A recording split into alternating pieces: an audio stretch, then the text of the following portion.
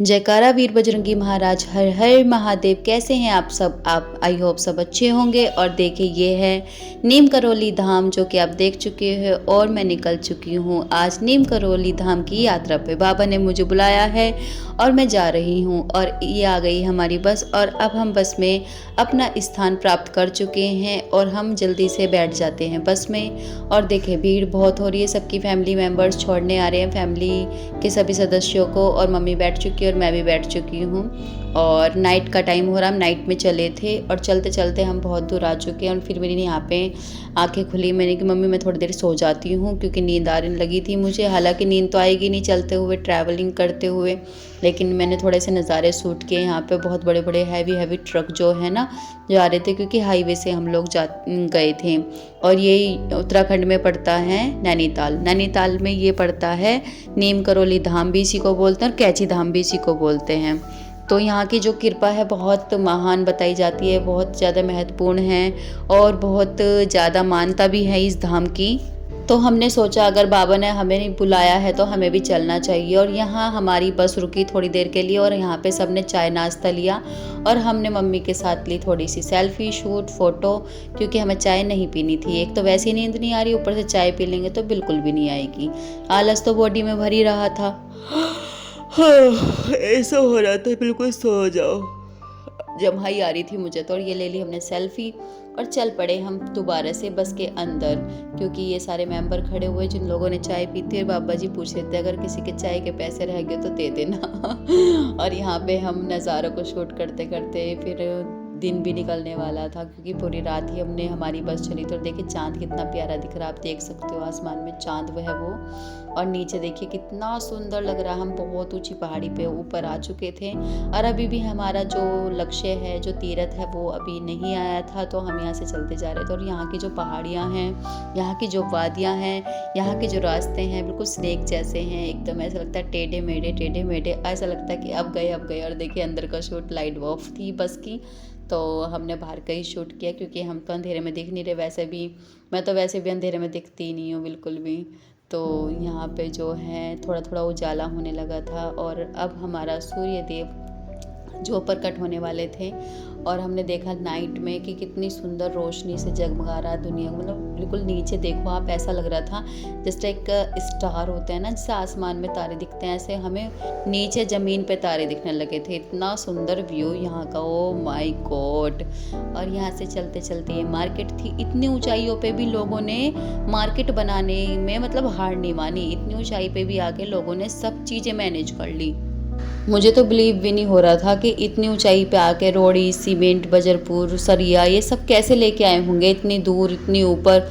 उसके बाद इन्होंने ये सब चीज़ें बनाई हैं। ऊपर से इतना उबड़ खाबड़ रास्ता था यहाँ का, इतना टेढ़ा मेढ़ा कि पत्थरों को काट काट के तो रास्ते बने हुए हैं, उसमें भी तुमने मार्केट बना ली। वाह भाई मानव, कितना इंटेलिजेंट और कितना समझदार है। इन जनरल लोगों की भी दाद देनी पड़ेगी इस मामले में। तो मैंने तो पहली बार ज़िंदगी में ऐसे रास्ते देखे थे और मुझे तो ऐसा लग रहा था कि मैं बिलीव ही नहीं कर पा रही थी कि इन रास्तों पे हमारी कार भी चल रही है या बाइक भी चल रही है और हमारी मतलब बस भी चल रही है। 3 4 व्हीकल एक साथ इस रोड से जा भी रहे थे, सब चीज़ें मैनेज भी हो रही थी, लेकिन बिलीव कुछ नहीं हो रहा था कि सब कुछ ऐसे मैनेज हो रहा है।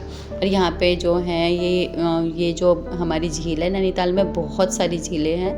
नैनीताल झीलों का शहर माना जाता है और आप नैनीताल की खूबसूरती तो देख ही सकते हो। सूरज निकल चुका है और दिन भी निकल चुका है और कितना प्यारा यहाँ का व्यू था। ओ माय गॉड, इतने प्यारे प्यारे सुंदर सुंदर मकान है ना यहाँ पे, सबकी अलग अलग पेंटिंग, जैसे झोपड़ियाँ, छोटे छोटे मकान, लाइक पेंटिंग। बिल्कुल प्यारे प्यारे क्यूट कलर कर रखे हैं सबने, pink colour, green colour, red colour, ऐसे ऐसे कलर कर रखे हैं जैसे बिल्कुल पेंटिंग में दिखता है ना ऐसे। और देखो मम्मी की आंखें देखो नींद की वजह से, और मेरी भी। हमारी ये सुबह की सेल्फी है और भैया कह रहे थे अब जाग जाओ सब, बोल रहे थे कि थोड़ी बहुत देर भजन कीर्तन कर लो, भजन कीर्तन करने से सही रहेगा, क्योंकि 5 बज चुके हैं।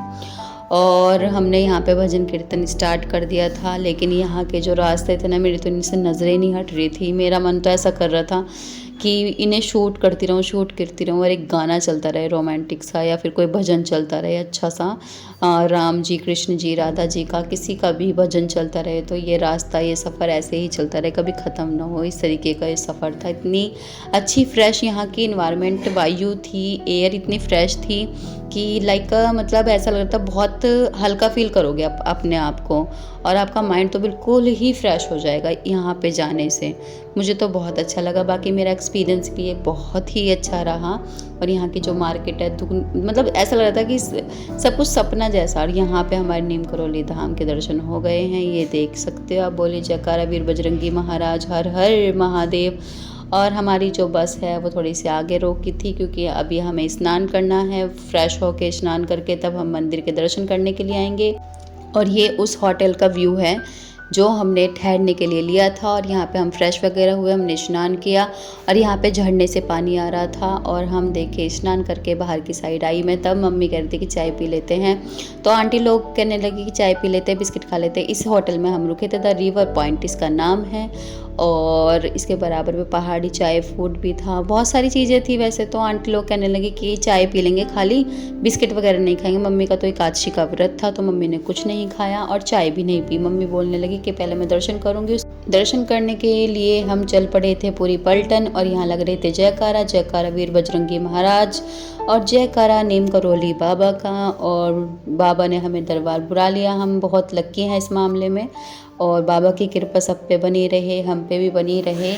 और बाबा की जो भी कृपा है, जितनी भी हमने सुनी है चमत्कार, जितने भी चमत्कार सुने हैं, देखिए जब तक किसी के साथ कोई काम किसी का नहीं बनता, जब तक उसे ऐसा लगता है वो काम या कोई तीर्थ भी कि क्या ये एनर्जी है, जब वो काम बन जाता है। देखो इंसान ना बहुत स्वार्थी है, खासकर मैं भी हूँ, आप भी हो, सभी स्वार्थी। बिना पूजा हम क्यों करते हैं? पूजा हम सिर्फ भगवान से मांगने के लिए करते हैं। मैं भी, जो मुझे लगता है, देखो सबका तो नहीं कह सकती मैं, लेकिन मैं भी खुद भी, मेरे अंदर भी स्वार्थ है।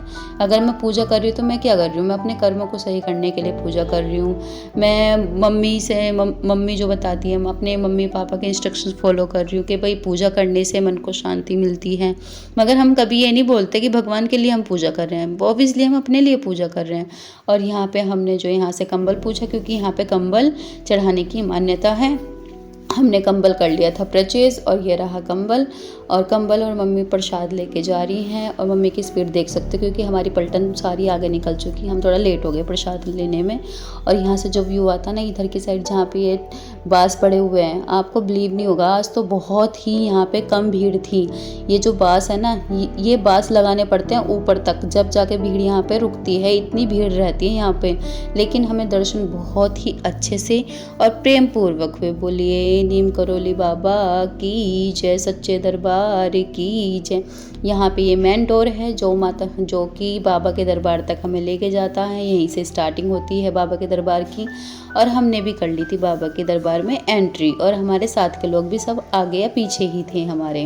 और यहाँ पे कैमरा अलाउ नहीं है, तो एक पुलिस वाली आंटी जी ने मुझे बोल दिया कि भाई कैमरा बंद कर दो। तो हमने थोड़ा सा अंदर तक शूट किया हल्का सा, उसके बाद मैंने कैमरा रख दिया था नीचे।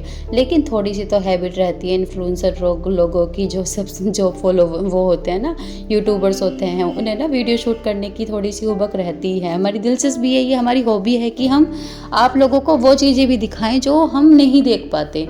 कैमरा हमेशा ओपन ही रहेगा हम लोगों का, तो इस वजह से यहाँ पे देखिए मैं अंदर जा रही हूँ बड़ी हिम्मत के साथ। मेरी नज़रें चारों तरफ हैं कि कोई मुझे देख ना ले, कोई मना ना कर दे, क्योंकि यहाँ पे बोर्ड पे भी लिखा हुआ था कि फ़ोन अलाउ नहीं है। फिर भी फोकस के साथ थोड़ा थोड़ा तो शूट करना बनता ही है। मैं आपको दरबार नहीं दिखाऊंगी, क्योंकि आप खुद आके देखो, खुद यहाँ पे स्पिरिट को फील करो, खुद आप अपनी शक्ति को पहचानो। यहाँ पे आने का मतलब ये नहीं है कि सिर्फ तुम हनुमान जी के दर्शन करके जा रहे हो या हनुमान जी तुम्हें मिल गए एकदम साक्षात, नहीं। एज एक वाइब मिलेगी जिसको तुम ये बोल सकते हो कि मेरा ये काम नहीं बन रहा भाई, इसको करवा दो, तो हनुमान जी उस काम को आपके करवाने में सहयोग करेंगे। इतना तो मुझे यहाँ पे फील हुआ। यहाँ पे ये दो शेर थे जो कि मार्बल के बने हुए, तो बहुत ही सुंदर लग रहे थे। और ये हैं मैन बाबा जी की तस्वीर, जिसके दर्शन आपको अभी हुए हैं, और अद्भुत तस्वीर है। और ये मंदिर का व्यू है, इतना सुंदर मंदिर है, साइड से नदियाँ झरने बह रहे थे, इतना प्यारा व्यू आ रहा था मंदिर का, तो मैं बता ही नहीं सकती। हम ये ऊपर पहाड़ पे चढ़े थे जब जाके हमने शूट किया था।